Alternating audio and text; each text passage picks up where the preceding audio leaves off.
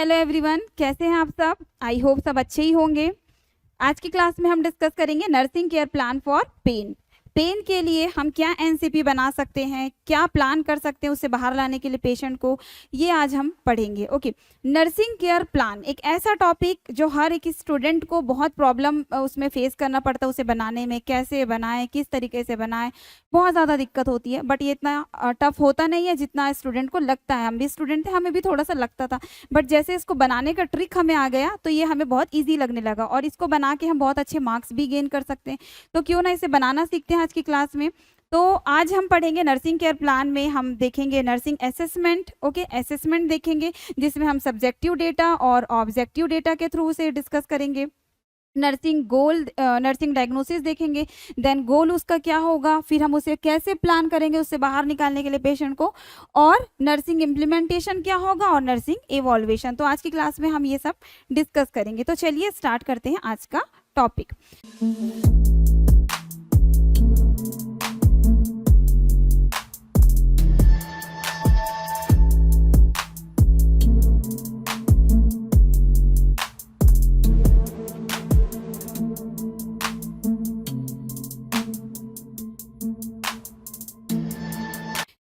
हमारा जो प्लान है वो बेस है पेन पे, ठीक है।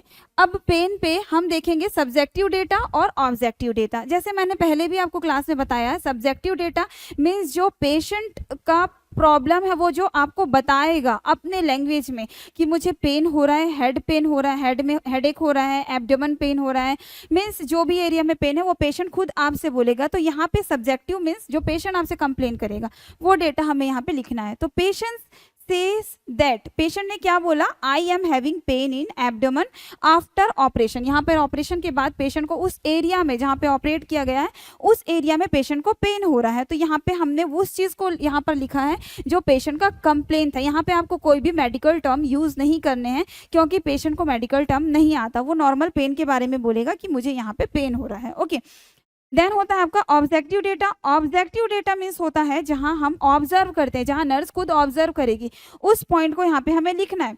तो वी ऑब्जर्व पेन स्केल। अब पेन स्केल के थ्रू हमने उसका फेशियल एक्सप्रेशन और पेन स्केल के थ्रू हमने ऑब्जर्व किया कि उसका पेन बहुत ज़्यादा है, सीवियर है, तो हमने उसे 7 मार्क्स दिया है। 10 में से 7 मार्क्स उसे मिला है, ठीक है। तो पेशेंट बहुत बेचैन भी है, एनॉक्सियस बिहेवियर, पेशेंट बहुत बेचैन फील कर रहा है क्योंकि उसे पेन हो रहा है।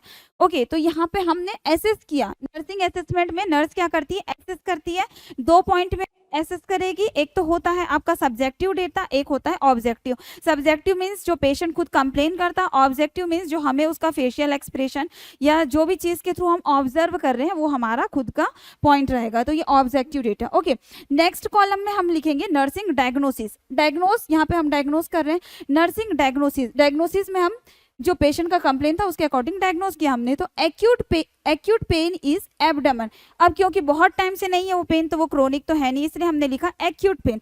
एक्यूट पेन कहाँ है, एब्डोमेन में है, और रिलेटेड किससे है, वो पोस्ट ऑपरेटिव कंडीशन, ऑपरेशन हुआ था उसके कारण उसको क्या हो रहा है, related to post operative condition, and as evidence by patient verbalisation and pain scale. अब हमने इसको कैसे, इस कंडीशन को कैसे हमने एसेस किया, कैसे जाना कि पेशेंट को वहाँ पे पेन हो रहा है, कैसे डायग्नोस किया।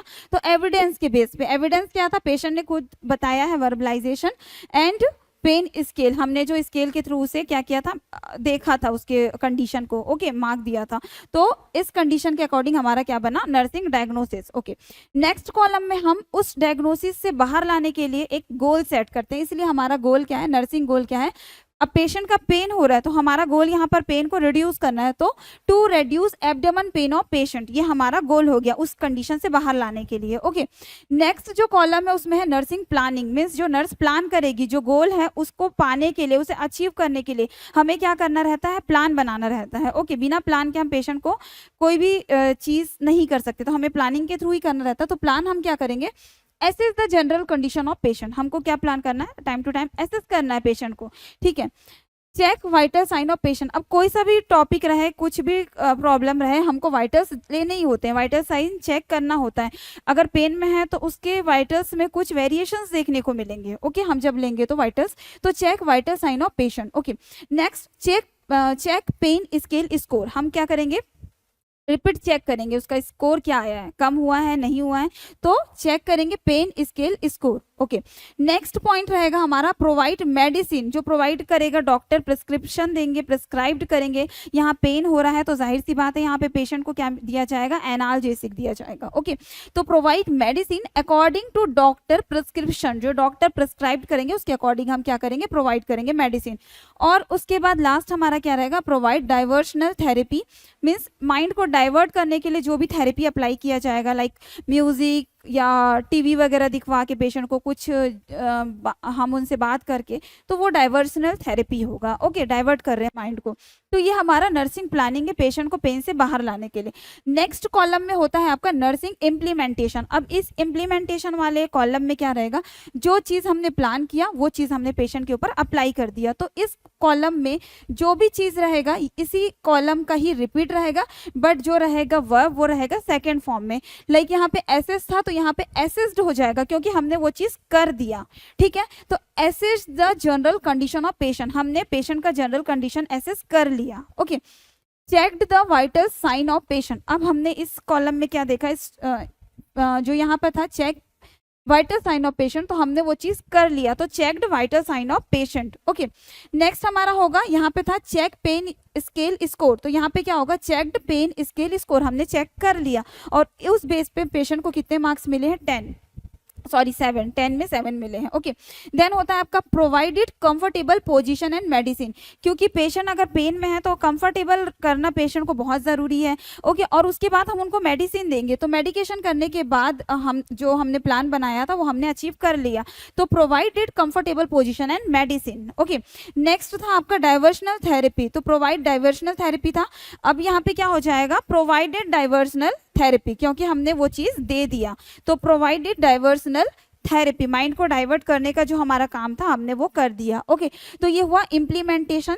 नेक्स्ट होता है आपका कॉलम में एवॉल्वेशन, जो रिजल्ट आया, हमने जो प्लान किया वो हमने उसे पूरा किया, अचीव किया, उसके बाद रिजल्ट क्या आया। अब ये सब करने के बाद एनाल्जेसिक, डाइवर्सनल थेरेपी, वाइटल चेक किया, तो उसके बाद पेशेंट्स का जो पेन था वो क्या आया, रिड्यूस हो गया है। ओके, तो एवॉल्वेशन में जो रिजल्ट आ रहा है हम उस चीज़ को यहाँ पे लिखते हैं, तो यहाँ पे पेन इज रिड्यूस, पेन कम हो गया ये सब करने के बाद, एनाल्जेसिक देने के बाद, और पेशेंट जो है अब बेचैन नहीं है, एनक्सियस नहीं है, पेशेंट को अब किसी भी तरीके की कोई बेचैनी नहीं है, ये रिजल्ट आया। एवॉल्वेशन में हम रिजल्ट जो आउटकम्स आता है उसे नोट करते हैं। ओके, अब कुछ पेशेंट का ये मन में आता है कि रैशनल कहाँ है, तो देखो क्या रहता है, कुछ कॉलेज में रैशनल के लिए बोला जाता है, कुछ टीचर रैशनल फॉलो करते हैं, कुछ नहीं करवाते। रैशनल में क्या रहता है, रैशनल में हम जो दे रहे हैं साइंटिफिकली उसका क्या रीजन है उसको देने का, लाइक यहाँ पे हम एनाल्जेसिक दे रहे हैं तो उसको क्यों दे रहे हैं, तो वो पेन रिड्यूस करने का काम कर रहा है। ठीक है, तो उसके बारे में हमको रैशनल में लिखना होता है, साइंटिफिकली क्या रीजन है उसको देने का वो हमको लिखना रहता है। ओके,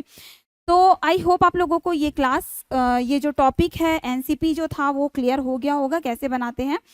इस टॉपिक का जो नोट्स है वो आपको हमारे टेलीग्राम में, जिसका लिंक आपको डिस्क्रिप्शन में मिल जाएगा, उसमें आपको ये नोट्स मिल जाएंगे। तो आई होप ये क्लास समझ में आ गई होगी। ओके, नेक्स्ट एनसीपी के साथ फिर मिलेंगे, तब तक के लिए थैंक यू क्लास।